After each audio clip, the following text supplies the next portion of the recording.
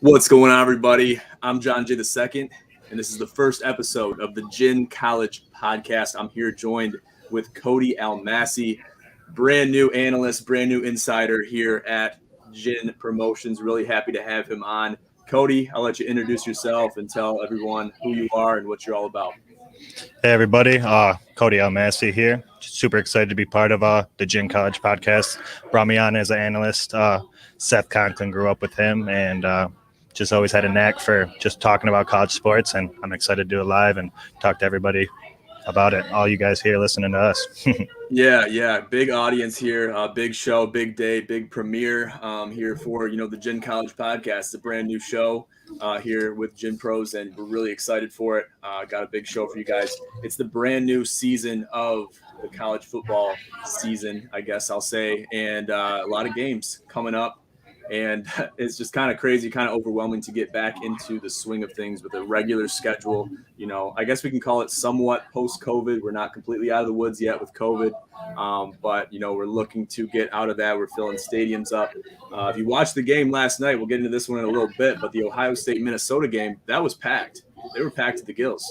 That Minnesota crowd at that new stadium was, let them hear it. It was awesome to see. It was super exciting. Yeah, it was very incredible. I was impressed to see that, and it kind of brought back some good times, some good memories of what college football is, what I always remembered it as, having full stadiums, crowds going wild, crowds are getting loud and rowdy. It's everything that we're looking for in a college football season. So let's kind of just talk about the college football outlook. Obviously, we're somewhat out of the woods with COVID now. Cody, let me ask you, so what are you anticipating as far as changes? There's a lot of players that their first season was in, a COVID era. Lockdowns, you're talking about no fans, minimal, very abbreviated schedules. What do players of that level, and what is everybody, looking at college football in a different light now with COVID somewhat past us? What do the fans and what do the athletes have to look forward to in this season? Definitely. Like you said, we're not out of the water yet with COVID. Definitely got to keep an eye on that. Everybody be safe, get vaccinated if that's what you believe is the right path to take. But as far as college sports, it's just exciting to have a full slate and what feels like a more traditional, normal season that us fans and players are used to. Players definitely, I have to imagine, dealt with an adjustment last year. All kinds of protocols. It just was not anything of the norm. So I'm sure it's still a little bit difficult and odd, but definitely gearing towards what we all are used to, we all know and love. And they definitely gave us a treat. The people who ever make the schedule, they did well, because like you said, that Ohio State Minnesota game was amazing last night. Ohio State's sort of reloading. There's some familiar faces with the running back and the wide receiver crew, but we were definitely anxious to see what they're going to do with C.J. Stroud, that quarterback, who's filling in for the Chicago Bears draft pick. I was trying to remember the number, but Justin Fields. I think it was 10th pick, but correct me if I'm wrong. And then we got lots more at stake. I know we're going to be talking about it, but just super excited to Alabama, Miami, Duke, Clemson and Georgia. That's a Duke Mayo's classic. Yeah, we're super excited for the Duke's Mayo's Classic. That's a big one. But first, let's talk about the Ohio State-Minnesota game last night, coming out with fireworks. C.J. Stroud and Chris Olave just going crazy. Then you got Mayan Williams in the running back position just going crazy and really showing us what that Ohio State offense is really built upon. I know, and let's just get this out in the open real quick. So Cody's a Michigan fan. I'm a Michigan State fan. Obviously, very early controversy. But we love it here at Gin Pros. That's what we love. We love to see Ohio State struggle. We do. Always enjoy that. We do. That's we a do. Mutual interest. Exactly. It's hard to deny their power and their ability to really get the job done on the offensive side and the defensive side. As we saw last night, their defense even got a touchdown. But, looking at Minnesota, this team, PJ Fleck holds, he says hold the rope, right? Or what does he say? Row the boat. Row the boat. Row the boat, right? He like copyrighted that phrase back when he was at where was he at before this? He was Western Michigan. Western Michigan. Come on. Yeah, put him on the map. 12-0 season a couple years back, and it was something to behold. Yeah, and I think that was a big component of why he even got chose or even was considered for the Minnesota job. But to see this game last night, it was a little bit of back and forth. There were some touchdowns early from Ohio State. Really made it look like it was going to be a tough contest going for the long run for Minnesota. But we definitely didn't know what to expect. Minnesota last year, definitely an odd season, getting PJ Fleck and just having that hard-nosed just mentality. His players buy in to that. So they opened last year against Michigan, and it was a great matchup. And but they kind of fell off the rails after that, and to injuries. Rashad Bateman, who is an NFL first-round draft pick this year, he opted out, so they didn't have a lot of their key players, which I want to say they did not have their key wide receiver last night. His name escapes me at the moment, but that's just something to think about. They really impressed me the way that they stepped up and played against Ohio State. Mohamed Ibrahim, he was last year's Big Ten running back of the year. Even though they had a kind of shaky season, he was always producing, scoring, and just toting the rock like he did again last night. I have his stats here. He toted the ball. Let's see. I don't know. You go for a minute because I'm trying to find these notes. Yeah, for sure. So, just seeing Minnesota battle back and go into halftime, having the score be very close, and, to battle back, they kind of lost it there in the second half. They went, completely off the rails and, kind of allowed Ohio State to do what they had to do to get the job done. But they had to have a lot of bettors who were a little bit shaky. People are like, oh, Minnesota might cover this game. And kind of, made them feel good. If you're betting Minnesota with the spread, I think they got, plus 13. I think it was plus 13 or plus 12, something like that. But it was good. It looked good for a long time. And Mohamed Ibrahim last night, just to get that stat in there for you guys, he carried the ball 30 times for 163 yards and averaged 5.4 yards a carry. So that's pretty impressive, just to say the least there. Yeah, very, very impressive stuff. On the other side of the ball, Mayan Williams, which everybody expected Master Teague, the third, last year's featured running back for the Buckeyes, to really steal the show. But Mayan Williams actually was the one who just 125 yards, a long of 71, and a score for him. So, yeah, look out for him for the Heisman. We're going to talk about some Heisman, we're going to talk about, a little bit of Heisman stuff. It's still very early, right? Yeah, we're just really excited. Yeah, really excited. There's a lot of prospects. Basically, the first week of games, what is it? It's a proving grounds. You want to be able to show people what you have, what you learned in training, what you learned in preseason, practices, going through the ropes with, different conditioning drills, things like that. So you want to wow people so they remember your name going throughout the season. You don't want them to forget about you because even if you blow up later in the season, it's still a good thing. But you want to make that statement real early on. So just some quick statistics on the quarterback. So C.J. Stroud went 13 for 22 catches and attempts. So 13 for 22 catches, completed catches, 294 passing yards, 4 touchdowns, 1 interception. On the other side of the ball, Tanner Morgan, 14 for 25 catches for attempts, 205 passing yards, 4 touchdowns, and 0 interceptions. So that's kind of a comparable. You got 100 more passing yards with C.J. Stroud, had more opportunities, more big passes. But Tanner Morgan, that's some impressive stuff coming out of the Minnesota camp. Yep, he really impressed me. He's not going to wow you by big passes or anything. I mean, he has that that running back Mohammed Ibrahim to back him up. So he really has to manage games and just put it in the receiver's hands and let them do the work. But he didn't turn the ball over at all. He did fumble it one time, which led to a scoop and score by Garrett Haskell is, I believe, his name for the Ohio State Buckeyes on the defense. His last scoring touchdown, by the way, on the defense was a pick six against your Sparties. I just wanted to throw that in there. You just had to throw that little jab in there, huh? All right. Just wanted to let you know, remind you last season. Oh, well, thanks. I actually forgot about that, so I appreciate that appreciate you for letting me and reminding me of that. So thanks, Cody. All right, good deal. So we'll kind of move on from this now. Ohio State wins against Minnesota, big game. The first major game, a top 4 team, top 5 team, whatever, top 25, however you want to consider it. It's Big Ten football at its finest. We're going to be covering a lot of Big Ten football over here.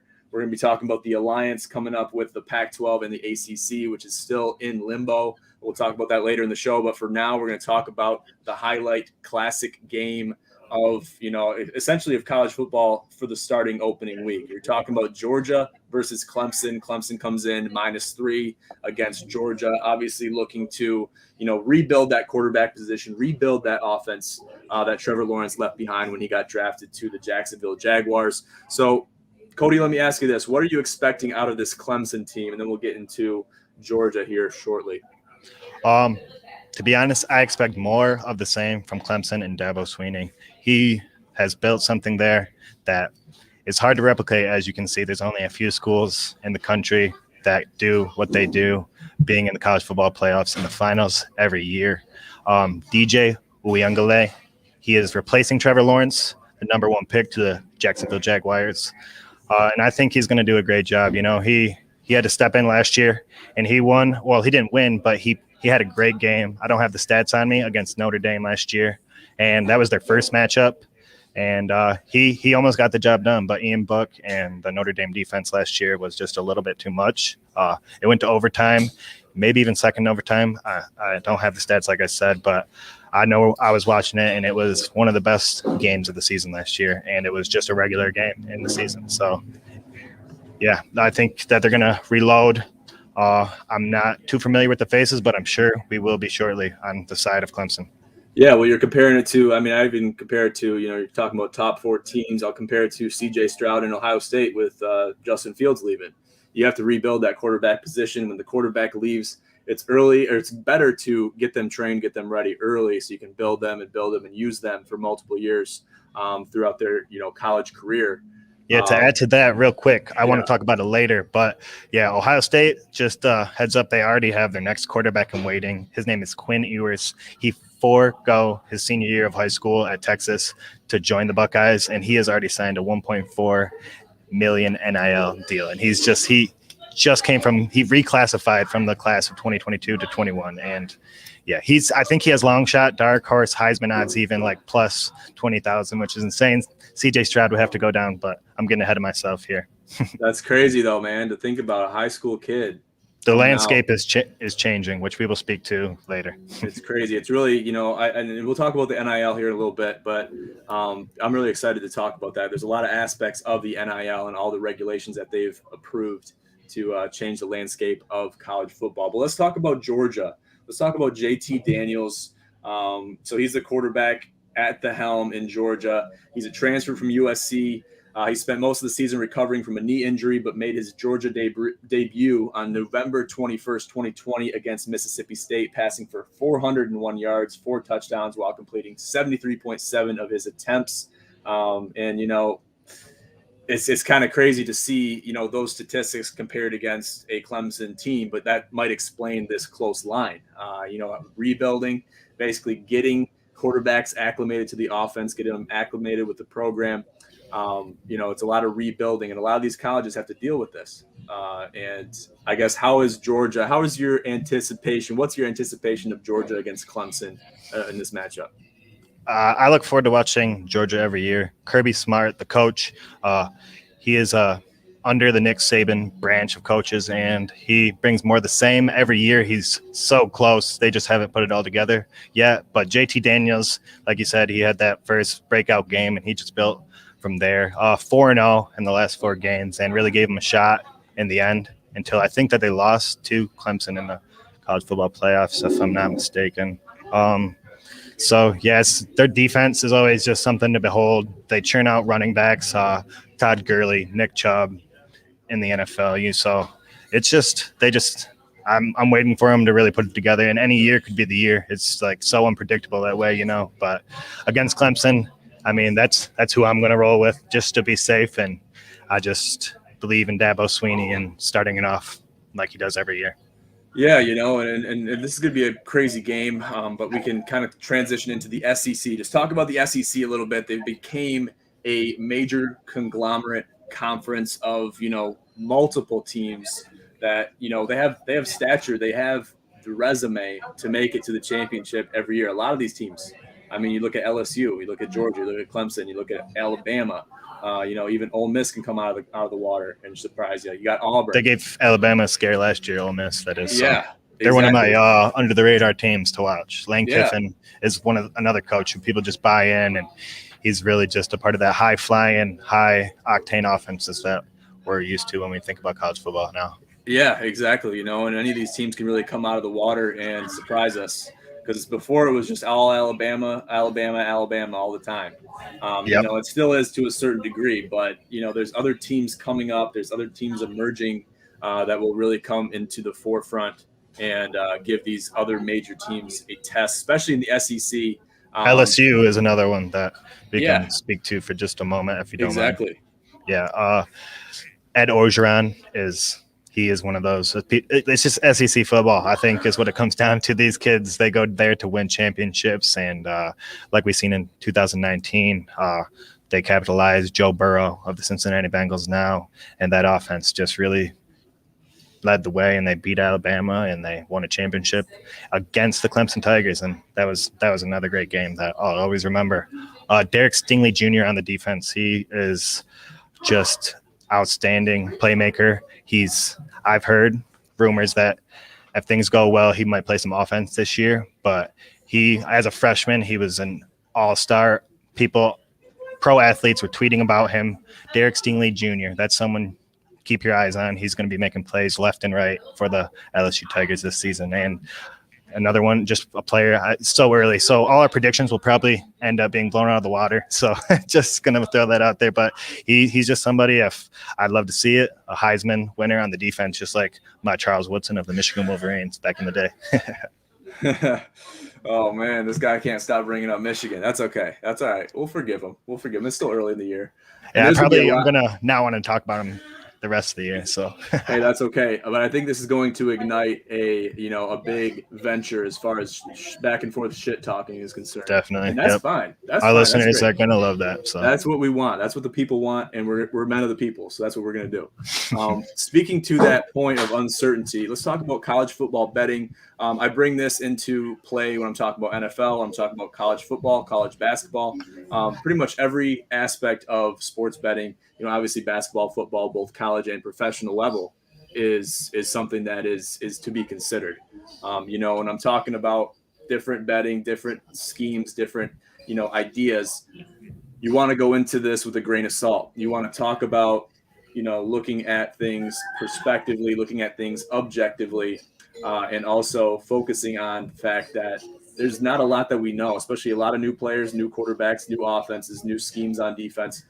There's a lot that we don't know right now. And because of that, we have to focus on the fact that we have to see a couple games before we can really get into the odds. The same people in the same boat as us, the bettors, is Vegas, the bookies. So they have to know that, they don't really know what they're doing either. They haven't seen these teams play. They don't know how they're going to compete against different offenses, different defenses, secondaries, however you look at it. It's kind of crazy right now. So you got to see 1 week of it before you can really get into it and dive deep. The caveat to that, the catch-22, is that we want to kind of beat the bookies, right? That's the point of the betting process. You want to beat the bookies. So if you can see some things that maybe the bookies aren't seeing, you might be able to get your chance to get some good odds for some good bets. So, Cody, let me ask you, how are you feeling about, going into college football with the betting scheme of things, early on? What is your strategy as far as looking at different odds, different lines, especially early in the season?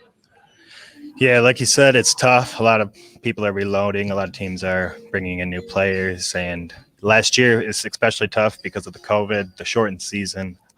So there's a lot of unknown variables that go into it, especially early on. There's a few that you can maybe, like you said, beat the bookie. I would take the over tonight on UNC Virginia Tech. That's just me. I think it's at 64, but Sam Howell of the Tar Heels, he's also a Heisman favorite. He's been exploding for that offense for, I believe, 2 or 3 years now, and he puts up 7 touchdowns and like 500 yards sometimes. So that's just, I would keep an eye on that. I would bet the over. Okay. All right. Cody's betting the over in that game. And it's going to happen, I bet. You're looking at these touchdowns, looking at these anomalies, and they're making a high over-under because they're anticipating bettors to take the under. And that's kind of, what I'd call somewhat of a trap, or it's called a bookie trap is what I call it. But it possibly couldn't be. You never know until you see it. So it could be very possible. And, something else we say over here at Gen Pros, always bet the over because it's going to hit. So you got to always bet the over. Count on players, count on teams to score a lot of points. You don't want to bank on them not scoring points because this is the wrong way to bet, period. So especially in the ACC, they're a lot known for less defense, more offense. So exactly. And that's where we're referring to Clemson, and then they are both offense and defensively proficient. Exactly. Yeah. So things to look for tonight and going into Saturday. Moving on, let's talk about MSU and Northwestern. So we'll talk about it a little bit. Give you the odds. Northwestern comes in -4, over under 45. Looking to see some defensive stands. We're looking to see some, I want to see MSU's offense. Okay. So there's different quarterbacks kind of at stake. Number one is redshirt sophomore Peyton Thorne. We're looking at him to, do some big things. They're also deciding against this Temple graduate transfer, Anthony Russo, which could be also a very big prospect. Who they decide to go with for their number one man has yet to be decided. But Northwestern, it appears that Hunter Johnson will get the starting quarterback job against MSU, which is somewhat surprising, as most expected the South Carolina transfer Ryan Helinski to win the job. So they got a little bit of confusion over there in the quarterback department too. So that could constitute to the low under, over, whatever you want to call it, at 45. So I guess, MSU comes in 2-5 in the Big Ten, 2-5 overall last year. Very piss poor season, losing to Rutgers, somehow beating Michigan, and we'll throw that in there for Cody's delight. But that's neither here nor there. Mel Tucker had his first year. That is his trial year. Even though it was in COVID, that's his trial year. Now we're back in regular times, full stadiums. I expect you to do well. I expect you to at least have a winning season. Go over 500. Try to. At least get close to it. Do something. You got to protect your job. Now you're looking at job security. Even being there a year and a half, 2 years after this season, you got to start looking at things like that. So it's a lot of things to consider there. I want to give credit where credit is due. He did get a statement win last year against the Wolverines. That's a good way to start your career. And it's COVID, so we, in my opinion, got to give him a break for the losses. They did lose to Michigan State last year, Northwestern, that is. So you have that to look forward to. It should be a really good game. I'm excited to watch, see what happens. I think those were the 2 wins. Northwestern, Michigan and Northwestern, which are – wow. You guys always have games with Northwestern. Yeah. My memory serves me correctly. But Northwestern, they actually had a decent season last year, and it's in Evanston, Illinois tonight. So I'm excited to see how things play out for sure. Yeah, me too. I'm going to be looking for the offenses on both sides. Obviously, the defensive stands, like I said. Where is your structure at? Where is your backbone? Is it in your first level? Is it in your second level? Is it in your secondary? We're looking at these things for both of these schools, both these teams going into tonight. So big game, big statement game. First game of the season, I don't care who you're playing. Unless it's a scrub team playing like Alabama or a major SEC team, it's a statement game. You want to come out and make that first impression on the people watching you, the fans, and also your coaches. So especially when you play in a loaded Big Ten like both our teams, Michigan and Michigan State do. And this is a Big Ten game that they're opening with. So it's a little more pressure, and it's Friday night standalone game. So everyone's going to be eyes on Mel Tucker and this offense and their defense, see how they respond. A lot of high expectations. I'll let you talk about this one and head this one off, Cody. Michigan versus Western. What are you expecting from this game? Uh, my expectations are that I don't have any because I don't trust Jim Harbaugh and what has happened over the last couple of years.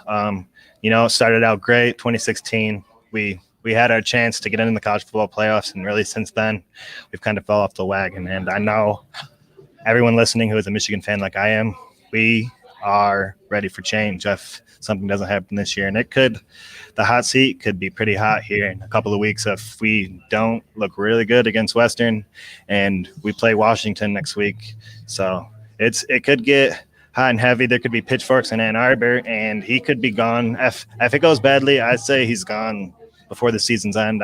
We have to buy him out, but last year, Ann Arbor, Michigan, the contract got switched around so that the buyout would be cheaper. I know everybody thought at first it was a longer deal, but it was really restructured that cutting ties would be a little bit easier if things don't go well here. Yeah, it's going to be interesting seeing the fate of Jim Harbaugh. Obviously, he's fighting every single year to keep his position. I don't think he wants to lose it. Maybe he might want to go back to the NFL. I don't know what his ideas are, what his plans are for the future, but he's obviously fighting for his position to keep that and retain it. Cody, let me ask you this question. Is MSU or is Michigan a football school or basketball school? I'll ask you this early on. This is before any of the season started.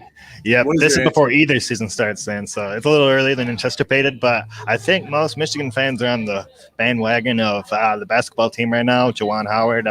Can't wait to talk about that going into the late fall and winter and the basketball season, but that's just really – he has exceeded expectations on the basketball program side of things, and Jim Harbaugh has fell completely short. He's supposed to be this quarterback whisperer, and we haven't really seen anything of that sort since his first year with Jake Rudock or his second year with Wilton Spate. And after Wilton Spate's injury, he totally declined and transferred out to UCLA, which we've seen a lot of transfers, key players of the last couple of years transfer out. Zach Charbonnet is already had a game for UCLA. He scored, I believe, 4 touchdowns. So he had himself a game. It was against Hawaii, let's say that, but still. And Joe Milton, who started against Minnesota last year in the opening, he transferred to Tennessee last year after really just starting strong and then just losing confidence and not hitting receivers. And Cade McNamara won the job, who will be starting against Northwestern. So us Michigan fans are just kind of anxious and anticipating.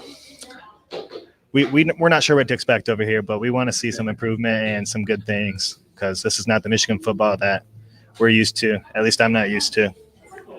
Very honest answer from Cody. Yeah, but I am a realist. Hey, I give you credit because a lot of Michigan fans, and I got to admit, a lot of Michigan State fans, they're not. So to be that way and look at it objectively, look at it, from the outside looking in, regardless of what team you root for, it's hard to do. And if you can do that effectively, that makes you a better analyst, a better watcher, a better contributor to the game. So being a Lions fan growing up, I've learned not to drink any Kool-Aid and follow the hype trains because it usually leads to disappointment, and especially of late in all our pro sports as well. Oh yeah, we might throw some Detroit Lions stuff in here, even though it's a college podcast. Since it's the Lions, we'll talk about it here and there. Talk about some Dan Campbell stuff. So we'll look forward to that coming very soon. But good answer. I think a lot of Michigan fans might default to, and a lot of them are delusional. Okay, that's like a part of our fan base and brand. We just have the insane expectations, and it leads to a lot of problems, I really think. So, and I do respect that to a certain degree. It is a double-edged sword, though. So to look at it like that, yes, Michigan was for the better half of the last 3-4 decades a football school predominantly compared to their basketball program. Obviously, they had the Fab Five, which is like it's kind of a blip in the memory. Then you got a couple years in the past where they did very well basketball-wise. So it kind of causes some people, some realists, to switch and turn the tide to maybe this might be a basketball school. Who knows? But see, the thing is, it's a completely opinionated question. Nobody has to really answer it, and no matter what answer you give, it's not invalidated. So we respect your opinions, and we love to debate your opinions. Yeah, we do. Our own. So 100%. So we like to debate with people watching this too. So if you guys are watching this show or watching a future show, feel free to chime in with your own personal opinions. And we'll either agree with you or bury you. So just count on that to happen in the future. So look forward to that. Let's move on a little bit more. Let's talk about the Big Ten, Pac-12, ACC Alliance. I don't know how much you've read up on this. I've been looking at it here and there and everywhere. It seems like they've reached an agreement to basically combine all three of these major conferences into one. Not too much has been talked about. I guess what would you consider to call the pros and cons of this agreement? I think there's going to be a lot of change. The pros, I think there's a lot more of them. They did it. This was in response to Oklahoma and Texas verbally accepting invitations to join the SEC, and once that happened, it kind of just changed the landscape. And the commissioners of the Big 12, Pac-12, and the ACC got together and they said we're going to be on a united front when it comes to collective bargaining agreements going forward. And as far as their vote, those three conferences are going to be one. And I'm excited. Even if you're not reading up on it, is kind of getting thrown in your face everywhere you look, especially before the sports, like the college landscape started to come back in. They were talking about it every day. And yeah, I know we're going to be talking about it for the next couple of years, and we're excited to see what happens. The NIL is another big change that has entered college this year, as we mentioned earlier, with players like Quinn Ewers of the Ohio State Buckeyes signing that large deal before he even took the field or made a snap. Bryce Young is another one. The quarterback for Alabama has been on record. Nick Saban, I think, said he has signed, I believe, 6, maybe 7 figures worth of NIL deals already. So we're excited to see where that goes and maybe even incorporate it in our business here and going forward. So exactly, that's something that we need to consider and look forward to, because that's a very high possibility. Just to speak on the Alliance one more time, I see it as a business venture. I see it as something that has a lot of pros to it. What are they going to call the conference? I don't know yet. The one benefit that I see as a major benefit in this whole deal is the fact that this could increase the amount of teams in the college football playoff. They were talking about 12 teams, which sounds kind of crazy to a lot of people, a lot of college football fans especially. And just to see that and hear that, it's kind of crazy. It's kind of amazing, but it makes it more, and I use this term lightly, March Madness-esque. And exactly. To increase the amount of teams, the teams that are considered more likely than not. You got a lot of teams that might not even get a bowl game and they go undefeated. Yeah, their conference might be garbage, but yeah, they still did that. How much better could they have done? So to see this kind of open it up to different conferences and different teams of different statures and levels have that opportunity to make it to the college football playoff, I think is great. And I think that's something that needs to happen regardless of the Alliance. But if the Alliance makes it happen, then by all means, let's have it happen. Definitely. The traditionalists of the – so sorry, I just want to – No, you're good. You're good. Go ahead. There's both sides to it. It's going to happen whether we like it or not. The traditionalists of the game and the powerhouses, the ones that are always in the college football playoff, they don't really want to see it happen. But your bottom – like – lower top 25 teams, lower top 10 teams that aren't in the Power 5, Cincinnati, lower Iowa State, they're in a Power 5 conference, but they aren't considered to be a known team or to have any real standing or shot. So Coastal Carolina is another one, BYU last year. Those kind of teams, they want a piece of the pie. Being up at the top and in the playoffs is it's money. When it all comes down to it, it's money. And all those teams want a shot just to, even if they get to play those teams, even Coastal Carolina playing Georgia or Clemson, Alabama, that's just brings so much money in for their schools playing those big teams and those big brands. So it's going to happen whether we like it or not. And I'm really excited to see where it goes. And once it all gets hashed out, I'm ready for more than 4 teams. I don't know about you. 100% I am for sure ready for more than 4 teams. And I think it was expected. I think it was something that we were anticipating as college football fans, as insiders. And I'm really excited for it. Hopefully they make it happen and they get the right parameters in place. Definitely March Madness-esque, like you said. And that's exciting for me as a diehard basketball fan and loving March Madness and just seeing those Cinderella teams get a shot and like have runs. Yeah, I'm very excited for it. But back to NIL. Let's talk about NIL for a little bit. How has this changed the landscape of college sports, giving them the opportunity to get social media deals where money is involved because they're such a prominent athlete? Even if they're not a prominent athlete, but they're prominent on social media, they're still opening themselves up to deals. How do you feel about this? Do you think that money should get involved with these individual athletes? Do you think it's a good thing or do you think it's a bad thing? I think it's a great thing.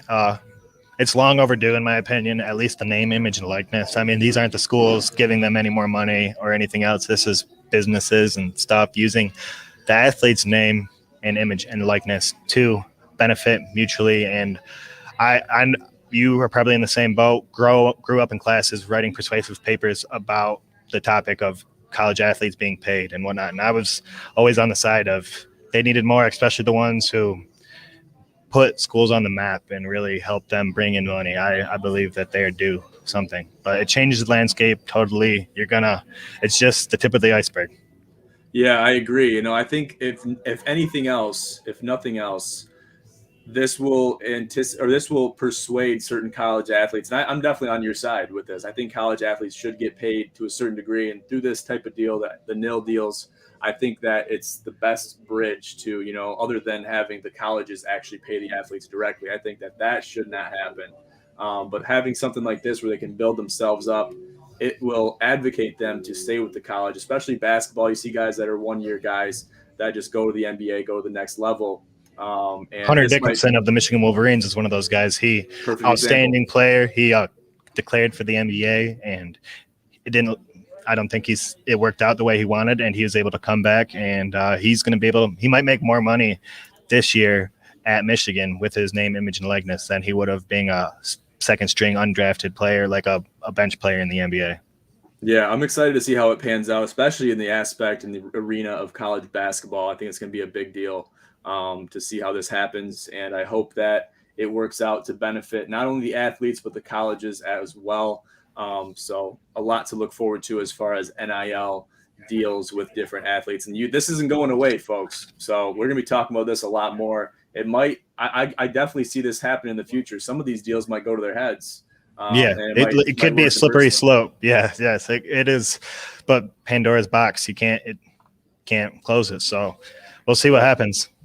We will definitely see what happens. Good deal. All right, Cody, that brings us towards the end of the podcast. Do you have anything you want to share with the beautiful people out there listening and watching before we sign off?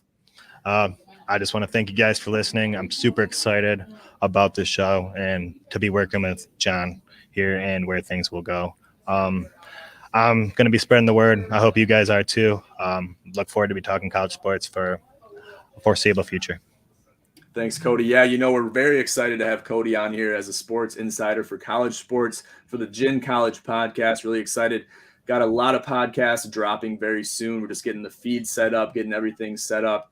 I'll be sharing the links and the social media handles for all the different pages and different outlets that we're starting. So make sure to stay posted to all of our social media for that. Stay posted to the website right there on your screen, ginpros.org. We'll be posting all of it. And make sure to check out the Meet the Pros page. I'll be sharing all of our new joinees, all of the people joining the mission here at Gin Pros on that page. So make sure to check that out so you get to know them a little bit better. All their socials will be on there so you can reach out to them if you'd like. And, always reach out to us if you have any suggestions for what we should cover, different sports, because this isn't just a college football podcast. It primarily is because that's a big, profit sharing. I call it a profit-making sport for the college, right? It grabs a lot of media attention and whatnot. But if there's anything you guys want us to talk about, like local colleges, I'm right here in Saginaw, Michigan, so I'm close to SVSU. Like, we're down to talk about anything. So give us anything college sports related, and even Detroit Lions, like stuff like that. Let us know what you guys want to hear.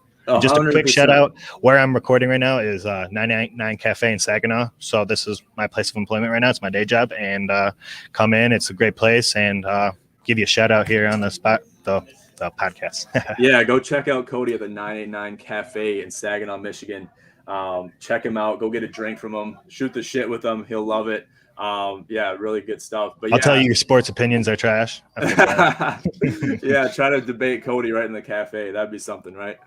But yeah, also something else I want to share before we sign off is we're looking to, and we're going to, it's not like we're just looking to, we're actually going to be interviewing different athletes from different colleges all over the nation and host them on our show. So make sure to, and if you have any college athletes that send them our way. We'd love to interview them, have them on our show, have them give us their perspectives, because they got a lot of information on the inside that they can share, I'm sure. that they would like to get out to the outside world, to people like us that we don't have that inside knowledge on our own. So let us know if you guys want to have anybody that you know that's a college athlete on our show, and we'll check out your DM and let you know how we decide, or whatever we decide to go with. We'd love to have different athletes of different sports on our show in the future. So look forward to that too. But good deal. So that brings us to the end, guys. Thank you very much for tuning in to the Gin College podcast. I'm John Jay II with Cody Almasi. Have a great day.